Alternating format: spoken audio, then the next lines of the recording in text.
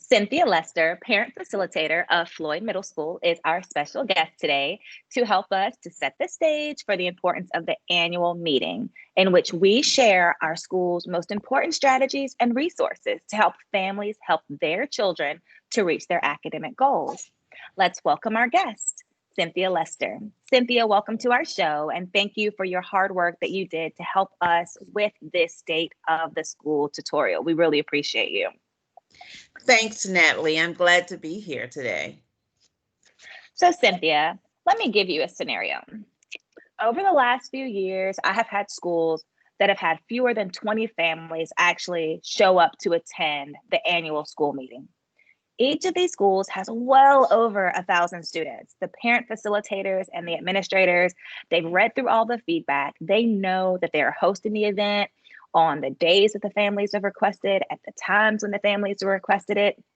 But I'm really concerned that we have great programs at our schools to support families, but how do we get our families to join the annual State of the School session? What strategies would you recommend for us? Well, Natalie, during the school year, I attended a session with Karen Mapp. The main takeaway for me was her advice to change the name of the sessions. Let me explain what she meant. Title I is a great program, and our families benefit tremendously from it. However, when I market an event that is a Title I event, the Title I title does not seem to arouse the interest of our parents enough to want to attend. Therefore, I end up with an event where the right things have been done to prepare and market, yet the end product results in low to poor family participation. So the bottom line is this. For me, I will find a new and creative way to market my Title I events to get our parents in the building so we are meeting the requirements of our Title I meetings with great parent participation and engagement.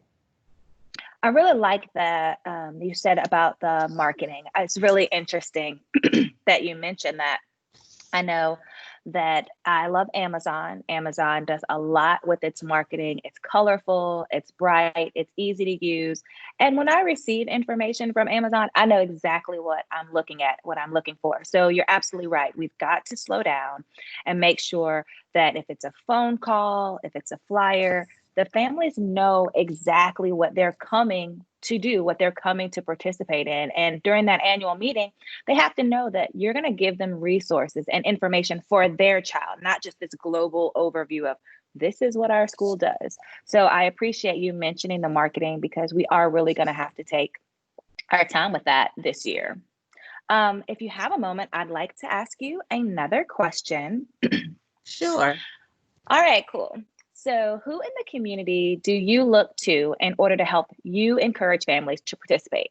How do you help every family in your school feel comfortable about coming to school? Well, prior to COVID, I began to see success when I started partnering with the neighborhood churches. Parents and students alike tend to participate when they hear things coming from the pulpit. This is a place where they feel safe and want to be involved. So I started having my meetings become part of the Sunday morning announcements. There, parents and students alike are engaged and encouraged to get involved. Finally, I have an open door policy. I make it a point of returning phone calls in a timely manner, and I want to let them know that I am working on their concerns, even if I don't have an answer for them at that time. I just want them to always know that I am their person. That's going to be critical in this new normal that we are about to embark on for the 2021 school year. You are absolutely right. Coming back to school, I know that every school in America is working on their reentry plan right now. Like, what is that going to look like? What is that going to entail?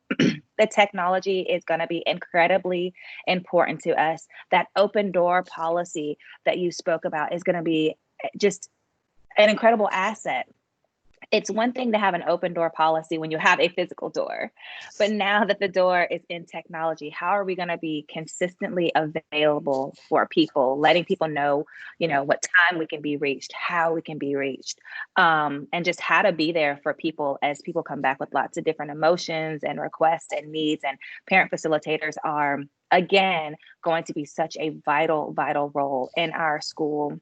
And I am inspired by you. I'm inspired by your efforts to build trust and relationships with your families.